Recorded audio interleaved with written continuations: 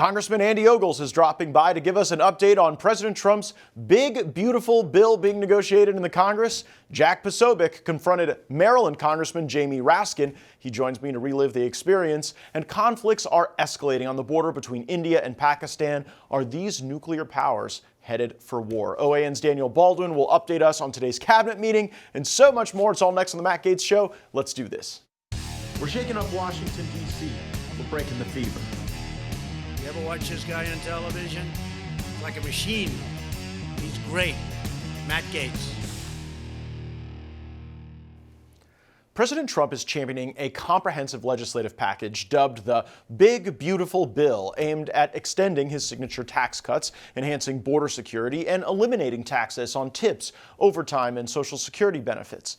To finance these initiatives, some in the GOP are proposing significant reductions to government spending, targeting programs like Medicaid and foreign aid budgets with potential cuts exceeding $800 billion, and we cheer those cuts on this program. I'm sure there are others who will be just fine increasing the deficit with tax cuts, and that is not the view we should hold. The national debt drives inflation. That's what Bidenomics taught us. Tax cuts must be paid for with spending cuts. Elon Musk and Doge have shown us where to cut. They've given us the roadmap. And brave agency heads like Linda McMahon at the Department of Education are reducing their workforce even without Congress. And so it's time for Congress to have the same zeal for savings and spending cuts that we see in the Trump administration. President Trump's signature legislative achievement during his first term was the passage of the Tax Cuts and Jobs Act. That legislation is set to expire soon, and Trump wants it extended to avoid a tax increase on you. If our bill doesn't pass, if you don't get it, you're going to have the highest tax increase in history instead of the greatest tax cut in history. He's right. The Tax Cuts and Jobs Act doubled the standard deduction and expanded the child tax credit. According to the Tax Policy Center, households earning between $50,000 and $100,000 saw an average tax cut of around $1,000. Allowing the tax cuts to expire would amount to a stealth tax hike on working-class Americans. The Tax Cuts and Jobs Act was heralded as a catalyst for the economic expansion during Donald Trump's first term as president, and it delivered. While critics argue it disproportionately benefited corporations and the wealthy, the data presents a far more nuanced reality. If you look at the actual data and the results, it reveals that extending the Trump tax cuts will be essential to maintaining economic momentum, preserving middle-class income gains, and supporting global competitiveness for the United States of America. According to the Tax Foundation, making the Trump tax cuts permanent would boost long-run economic output and add about 850,000 full-time equivalent jobs to our economy. According to the Bureau of Economic Analysis, real median income households rose to $68,703 in 2019. That's up about $4,379 from just years earlier in 2017. That 6.8% jump in median household income, it coincides directly with the Trump tax cuts. One of President Trump's key achievements was also reducing the corporate tax rate from 35% to 21%.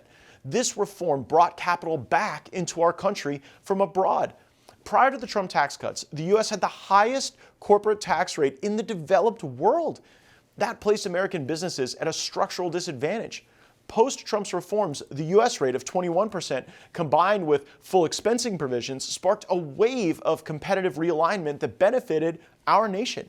According to PricewaterhouseCoopers' 2019 global tax output, about 85% of multinational CFOs said U.S. tax reform made this country, our country, more competitive for capital investment.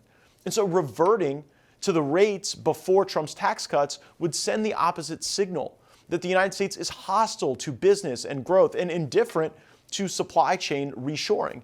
According to the Congressional Budget Office, corporate investment grew by 6.4% in 2018, with a notable surge in capital expenditures, particularly in manufacturing and tech. That's important because a lot of the incentives in Trump's tax cuts made us more productive, more innovative. Now, despite claims of ballooning deficits, individual income tax receipts actually increased post-Trump's tax cuts. The IRS reported in fiscal year 2019 that individual tax revenues were up $85 billion from 2017. So we were on this great trajectory where we weren't having more taxes and higher taxes. We were having lower taxes, but we were having more taxpayers. We were lowering rates and we were broadening America's tax base before being hit by COVID. Data from the U.S. Department of Labor showed that the unemployment rate even reached a 50-year low, 3.5% in early 2020. The tax cuts incentivized businesses to invest and hire, particularly small and medium-sized enterprises that benefited from the 20% qualified business income deduction. That's critically important and has to be extended. And extending the Trump's tax cuts is not just an ideological exercise of the red team versus the blue team. It is economic, rational behavior. These policies spurred wage growth, business investment, repatriation of capital. They enhanced global competitiveness while supporting middle-class tax relief. Rolling back these provisions would risk reversing gains, it would slow the economy and burden American families. Data, economics, not partisanship, demands continuity. Congress must act to preserve the most successful elements of this fiscal policy. As tax policy drives the economic discussion, the deportation of illegal aliens does continue, and House Republicans are pushing an immigration bill to give President Trump broad discretion over asylum, including the ability to increase asylum fees. This continues the important work of securing our border and punishing those who come here without permission.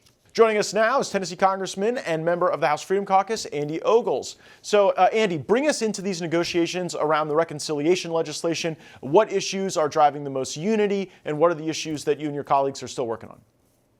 I mean, obviously, the Trump tax cuts, as you've been talking about, are critical as we go forward. But, you know, what I'll say is I'm on Homeland Security and Financial Services. So Homeland Security, we did our work yesterday. We got our portion of the reconciliation out. I'm currently in committee, so I stepped aside for a moment. So we're on like hour 7.5. And the Democrats are still offering amendments, trying to slow this down, trying to be obstructionist. Because, look, the facts are the facts. Trump had the most successful economy in recent history. Obviously, COVID happened, and obviously, so that's a blip in the data. But as we go forward, when you look at the tariffs, when you look at all the things that are happening, we're going to be better off tomorrow than we are under Joe Biden because of the strength of President Donald Trump. And look, I was remember a handful of Republicans that were chosen to go overseas, met with members of the European Parliament. And what I can tell you is Europe loves America. Europe wants a strong relationship with the United States of America. They want a trade deal with the United States of America. So what you have to do is let this play out. As we were leaving to depart for Europe, Japan was landing on the ground to negotiate a new tariff deal, or a trade deal. So as we go forward, you got to understand that Trump has a short window to get a lot done to fix the economy that Joe Biden broke, to fix the economy, quite frankly, that COVID broke. And as we go forward, we're going to be a better, stronger, more respected America because of President Donald Trump. Congressman Ogles, the tax cuts are key to a lot of the economic agenda.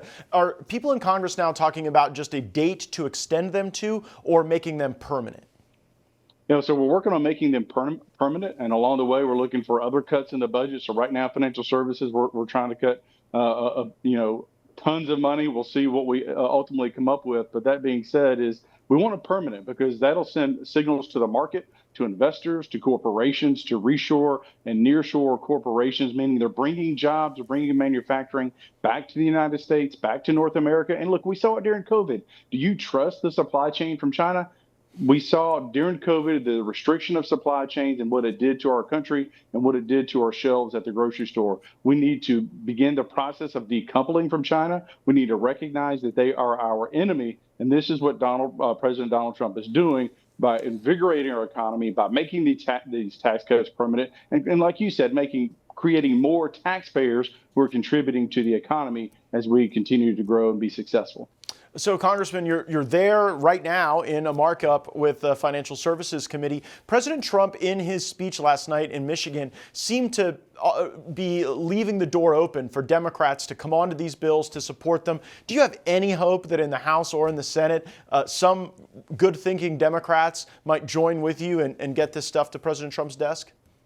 Well, I'm not going to go that far. It'd be like finding a unicorn under a rainbow. But maybe you might have a few Democrats in these battleground swing districts that realize that, really vote common sense, vote for the people of America. Look, we all know that President Donald Trump had the most successful economy until COVID happened. That's undeniable. We've got to get back to that. We've got to get back to those policies. And quite frankly, we've got to level the playing field. So what a lot of people don't realize is when you go to Europe, when you go to other countries, they single out American products and ban them from their countries. They raise the tariff so high that you, as a small business owner, can't sell into some of these countries in Europe and in Asia, et cetera. That's what President Trump is trying to fix. And look, when you look back historically, look, tariffs should be used strategically, not a blunt force instrument. But what Donald Trump has done is brought over 75 countries to the negotiating table to negotiate new trade deals, which is in your interest, which is in our interest, which is in the interest of our grandchildren.